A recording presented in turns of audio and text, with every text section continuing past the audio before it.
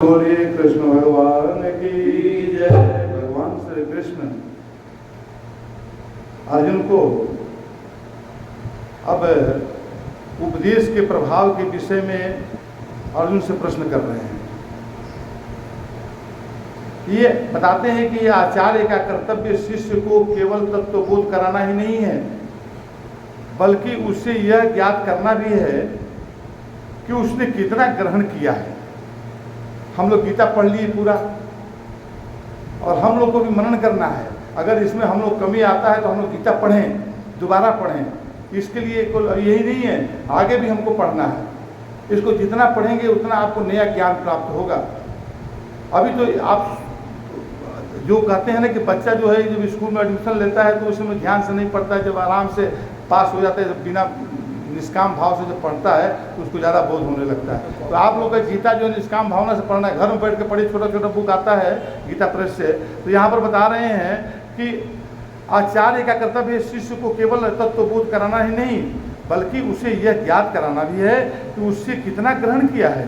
केवल उपदेश देकर ही शिक्षक का कर्तव्य की इतिश्री नहीं हो जाती। श्री कृष्ण के ने नव चेतना का स्फुरण द्वारा अर्जुन को भयावह विषाद की अवस्था से ऊपर उठाया और उसकी मानसिक अशांति और आध्यात्मिक उपचार किया था।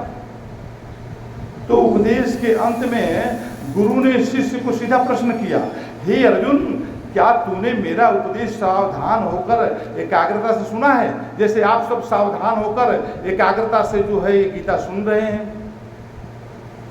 तो ये अर्जुन को क्वेश्चन पूछ रही है कि भाई तुमने, हे अर्जुन, क्या तुमने मेरा उपदेश सावधान होकर एकाग्रता से सुना है? क्या तेरा ज्ञान से संपन्न सम्मोह नष्ट हो गया? कुशल गुरु शिष्य से यह स्पष्ट निर्णय कराता है और उपदेश का समापन और उपसंहार किया जाए और पुनः समझाने का प्रयत्न किया जाए। या तो नहीं समझ पाया है, कहीं कुछ कमी है तो उसको दोबारा समझाया जाए। समझ में आया कुछ? हाँ, गुरु पूछता है।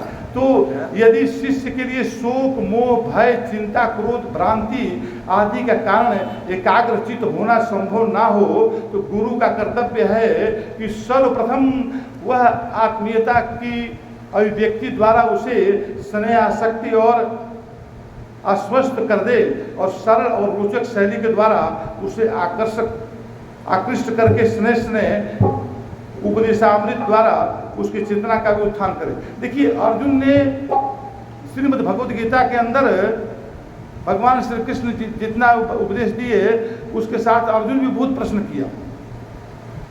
तो जैसे कि एक गुरु जो होता है, शिष्य के जितना प्रश्न किया है, कठिन से कठिन जो भी है, उस कभी उबे नहीं, कभी जो है उसको क्रोधित नहीं हुए, कभी ये नहीं कहे कि तुम बात ज़्यादा बोल दिए, ज़्यादा कर रहे हो, ज़्यादा ये कर रहे हो। नहीं, वो कहते छोड़ दिए तुम जो है जिज्ञासु हो, तुम कुछ करो। जिज्ञासु के लिए गुरु जो है अपना रास्ता खोल कर रखता है, ये नहीं, क्रोध नहीं होता है। तो यहाँ पर ये बात बता रहे हैं, कृष्ण को यहाँ बता रहे हैं कि श्री कृष्ण ने भगवत गीता के शिक्षण कला का उज्ज्वल उदाहरण प्रस्तुत किया है। ज्ञान से परिपूर्ण और चरित्र में उत्कर्ष गुरु सुपूज्य होता है। देखिए, ज्ञान से परिपूर्ण, जब ज्ञान से परिपूर्ण हो जाता है कोई व्यक्ति, गुरु होता है, तो आप देखेंगे जब गुरु को जब बात करेंगे तो कोई गुरु नहीं जानता है, ज्ञान में कमजोर है, अगर उसको बोलो कि भगवान कहाँ है तो बड़ा गर्म हो जाएगा, इधर उधर के बातें करेगा, कहेगा फालतू आप टाइम वेस्ट करो, मतलब लास्ट में क्रोधित हो जाएगा। लेकिन जो गुरु सही होता है, जो ब्रह्मज्ञानी होगा, तो वो बड़ा आनंद लेगा, कहेगा ये सच्चा जिज्ञासु मिला है, और उसको दिल खोलेगा, उसको आगे लेके चलेगा। जब तक से उस समझ नहीं जाता है उसके लिए गुरु जो है मतलब कि लगा रहेगा। तो ये गुरु की पहचान। तो वही बात बता रहे, ज्ञान से परिपूर्ण और चरित्र से उत्कृष्ट। चरित्र भी गुरु का होना चाहिए। ये नहीं कि गुरु चरित्र से ढीला हो, कमजोर हो, चरित्रहीन हो, तो वो गुरु को ज्ञान परिपूर्ण है तो रावण की दशा हो जाएगी। तो रावण जैसा गुरु नहीं बनना है। तो गुरु बनना है तो उसके चरित्र निर्माण भी देखना है कि चरित्र कैसा है, व्यवहार कैसा है, वो व्यवहार में क्या किस तरह की कमी रखता है, क्या अच्छा करता है, वो जो बात बोलता है वो वाणी से बोलता है, जो मन में सोचता है वो वाणी में झलकता है कि नहीं झलकता है, जो वाणी से बोलता है उसके कर्मों में परिलक्षित होता है कि नहीं होता है। तो गुरु का चरित्र इस सबसे संबंधित है।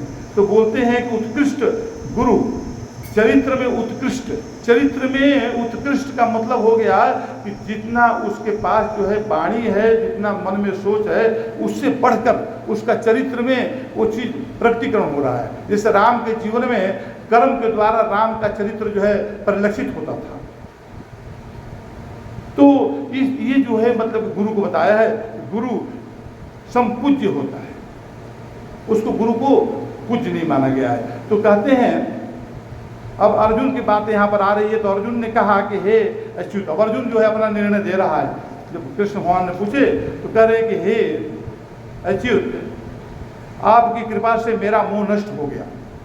जो मोह था, मोह कैसे नष्ट हुआ? मोह नष्ट होने का कारण क्या था?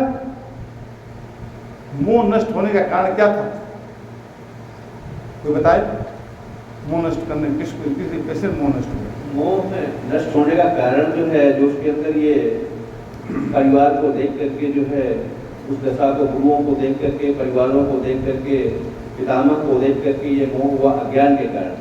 तो यानी जो उसका अज्ञान था, सत्य जो है उसका निरूपण हो गया कि मैं मारूं ना मारूं कब ये मरना है, तो मेरे न मारने से भी ये मरना है, और मैं अपने क्षत्रिय धर्म का जो है, जो मेरा कर्म है, मैं अगर उससे ही इनको मारता हूँ तो मुझे पाप भी नहीं लगेगा और मरना तो है चाहे जैसे ही मरूं। तो उसका जो अज्ञान था और जो उसके कर्म थे वो सब तो सत्य को जान करके और उसका जो है समावेश हो गया। अज्ञान नहीं, ज्ञान, ज्ञान के द्वारा मोह नष्ट हुआ उसका। तो मैं क्या बोल रहा था? ज्ञान मतलब जो उसका ज्ञान नष्ट हुआ, ज्ञान के द्वारा उसका जो है हुआ ना, अज्ञान नष्ट हुआ, ज्ञान प्राप्त हुआ, और उसके अंदर से मोह अज्ञाने है, मोह तो अज्ञाने हो गया। यहाँ पर देखिए मोह क्या है? तमोगुणी स्वभाव है, मोह तमोगुणी होता है। भाई देखिए, और मोह को जो है मिटाने के लिए साफ कह दिया,